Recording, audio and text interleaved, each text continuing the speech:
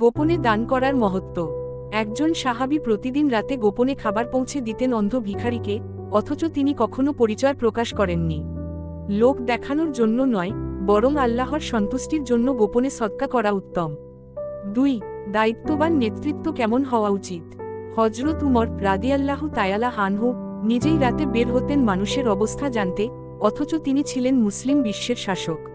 সত্যিকারের নেতা তিনিই, যিনি নিজের দায়িত্ব নিজ হাতে পালন করেন এবং গরিবের পাশে থাকেন। 3. প্রতিযোগিতা হোক নেক কাজে। হযরত উমর রাদিয়াল্লাহু তাআলা আনহু জানতে চাইলেন কেন তাকে এই সওয়াব থেকে বঞ্চিত করা হলো, আর হযরত আবু বকর রাদিয়াল্লাহু তাআলা আনহু বললেন, আমাকে ভালো কাজ থেকে বঞ্চিত করো না।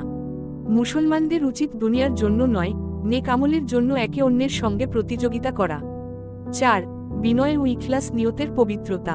দুজন মহান সাহাবী গোপনে কাজ করতেন, কারো প্রশংসা পাওয়ার জন্য নয়, শুধুমাত্র আল্লাহর সন্তুষ্টির জন্য।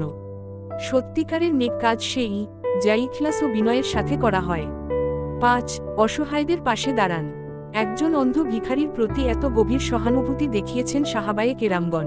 সমাজের গরিব, অসহায় ও নিঃসহায়দের পাশে দাঁড়ানো আমাদের ঈমানের অংশ।